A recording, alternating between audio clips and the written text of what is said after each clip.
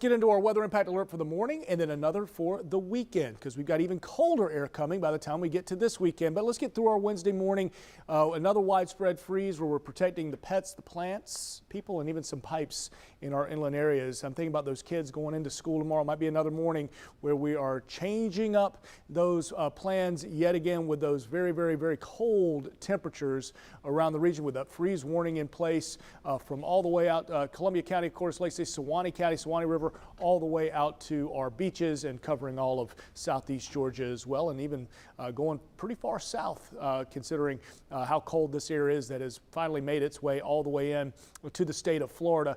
Currently though, as you're heading out through the evening, now that we're starting to get closer and closer, we're getting the sun setting, lower sun angle, very cool through the evening. So as we go through our morning temperatures close to that freeze point and cold air, so as we kind of zoom ahead, we think about the rest of our week. We remain dry the rest of our week with some rain chances moving in by Friday and really into Saturday. So that Friday into Saturday morning time frame, but that cold air pushing in ahead of it. This is cold, dry Canadian air. I want to put the emphasis on dry air in the high levels of our atmosphere. And I know it's been talked about the potential for some snow, at least in parts of the deep south.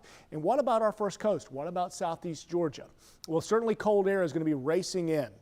On top of that, you've got to have moisture. So with this area of low pressure developing, this would be on the surface. Could we get some wraparound moisture enough to see snow? This computer modeling suggesting it would stay just north of McIntosh County, so closer to the Savannah River and into the Carolinas where the Outer Banks could get a ton of snow. We need to see better modeling. We need to get a little bit closer to time, but right now the pattern indicates a snow event for parts of Georgia and into those Carolinas. What's going to happen behind that area of low pressure is going to pull in that cold, dry air.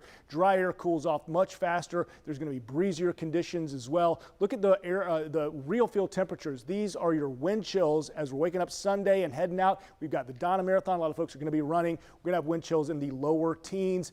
Not out of the question to think Waycross could see single-digit wind chills. So why we have a weather impact alert for Sunday. Let's just be prepared for our weekend with those chances of rain really Friday night into early Saturday morning. If that rain lingers through the day, we'll watch that very carefully. But cold air is here.